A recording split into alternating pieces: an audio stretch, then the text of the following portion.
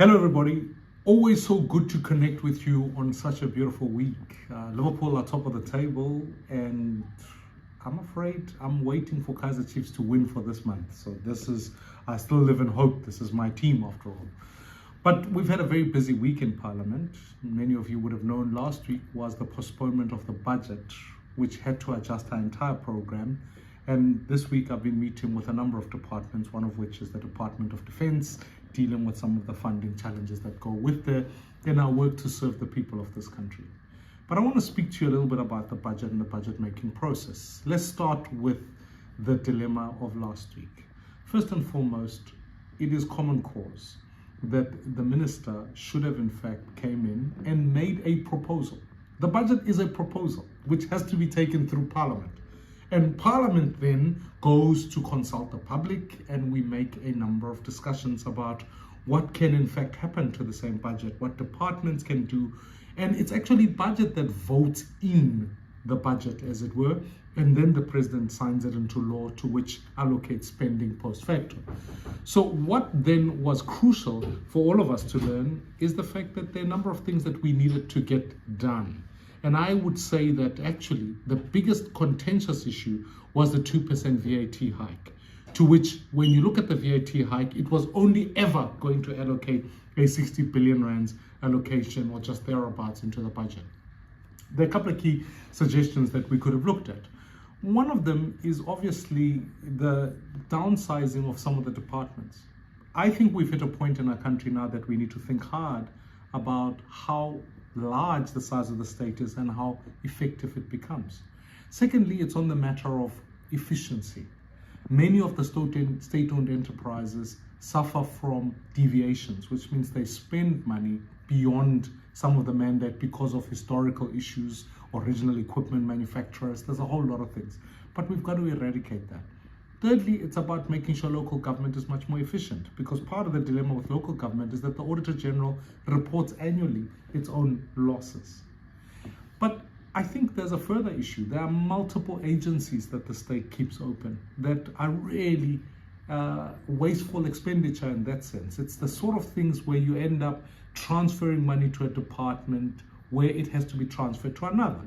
NSFAS is a good example, where money is sent to a department that has its own administrative capacity, and then it always goes out and funds students, whereas universities could do that directly. So the broader point I'm trying to make is that actually government can work better and save money. We don't need a 2% VAT hike. I reject it, and we will continue to fight against it.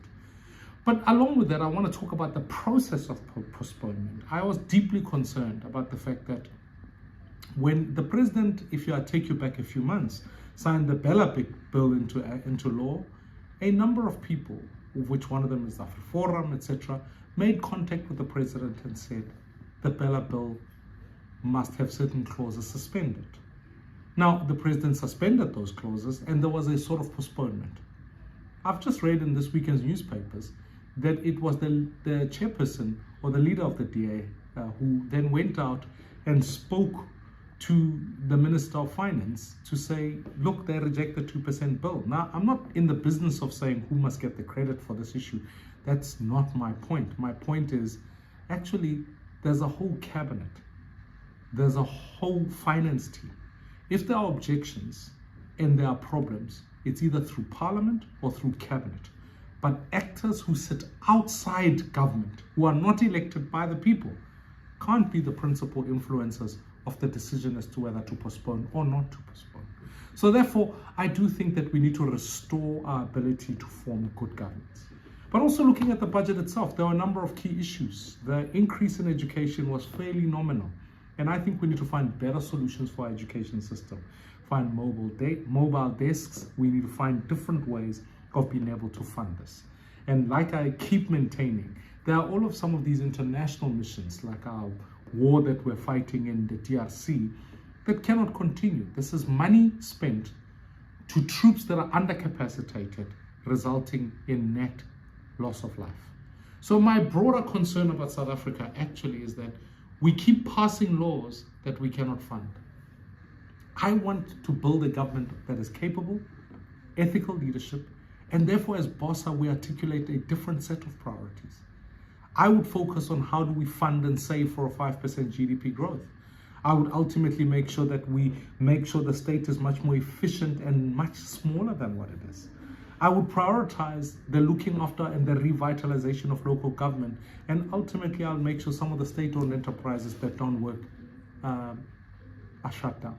At the end of the day, this must be about placing South Africa's interests as a priority.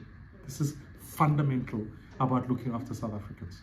So we need to rethink how we work the budget and how we look at many of the items that are there. So in wrapping up, I know many of you are saying you've been watching for a while. Let me just finish up with just a few thoughts about some of the key things that we've been looking at this week, because at the end of the day, this is your budget. This is what the people are looking for. And I want to close with some of the international news. All of us would have seen what's been going on all over the world. And I think the elections in Germany teach us a number of lessons. They teach us that when citizens are not heard, populists rise. You saw the results of CDU, and this is a party that I've been working with, and I'm glad that the Christian Democrats are the first party in Germany, but the second party is the Alternative for Deutschland, who are a populist group. But I want to put populism here in this context and say, populists, by definition, give simple answers to complicated issues. People who believe in rationality, or centrists like myself, sometimes give complicated answers to simple questions. Citizens need to know they're safe. They need to know they belong to a country. They need to know that their economic interests are looked after. And until centrist parties, rational people, begin to talk about the emotional effects of this, I can assure you, populists will continue to lead the charge. We're going to see a move towards an extreme right-wing approach that is sweeping over Europe at the moment. And the war in Russia-Ukraine is exacerbating this issue with an increase in defense budgets. You saw in the UK the same starting to happen, and you're seeing it everywhere with the reconfiguration of structures like NATO. So as South Africa, we host the G20. More than anything, what we need to focus on is to make sure we hear the cries of our people. When citizens are complaining about immigration, they sometimes don't do so because they're xenophobic. They do so because they're unemployed and they need people to help them. When people are complaining about the fact that they want to see their countries remain sovereign and integrous, they're not trying to just do so sometimes always because they're trying to say they are anti-globalization. They do so because they want to feel that as South Africa, their interests are going to be prioritized.